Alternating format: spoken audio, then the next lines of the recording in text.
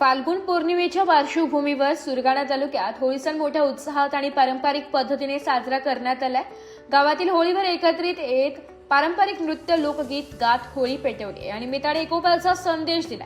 होळी सणाच्या पार्श्वभूमीवर सायंकाळी 7 ते 8 वाजेच्या दरम्यान संपूर्ण गाव बालगोपाळांसह एकत्रित येऊन विधिवत पूजा करून गावातील कोतवाल नायक्या पोलीस पाटील यांच्या हस्ते होळी पेटवण्यात आली। यावेळी महिलांनी पारंपरिक वेशभूषा परिधान करून होळीची गीते गात सहभाग नोंदविला।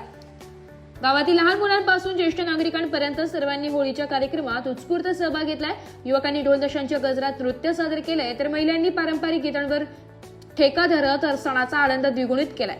होळी सण 12 महिन्यांतून एकदाच येत असल्याने ग्रामस्थांनी एकमेकांना होळी निमित्ताने एकमेकांशी गळाभेट घेत शुभेच्छा दिल्या। होळीला नारळ, पापड, खारका, खजूर, डाळ्या, वाटी, खोबरेचा अग्नीत दाह शांत करण्यासाठी पाणी शिंपडून नारळ अर्पण करीत होळी साजरी केली जाते। सणाच्या काळात गावात शांतता आणि सुव्यवस्था राखण्यासाठी गावचे पोलीस पाटील, स्थानिक ज्येष्ठ नागरिक यांनी गावात भांडण तंटा करू नये, व्यसनांपासून दूर राहा, शिक्षण घेतले पाहिजे, बालविवाह टाळले पाहिजे, गावात एकात्मता, बंधुभाव, स्नेह, सहकार्य, आपुलकी, जिव्हाळा, एकमेकांप्रती आदर बाळगून बाळगावा, एकमेकांशी असलेले वैर, हेवे दावे विसरून गुण्यागोविंदाने नांदावे आणि सामाजिक सलोखा राखला पाहिजे असा संदेश होळी निमित्ताने जमलेल्या गावातील ज्येष्ठ नागरिकांनी दिलाय।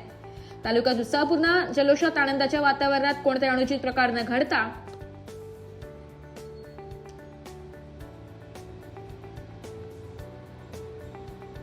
होळीचा सण शांततेत पार पडलाय। ग्रामस्थांनी पुढील वर्षी याच उत्साहात सण साजरा करण्याचा निर्धार व्यक्त केलाय।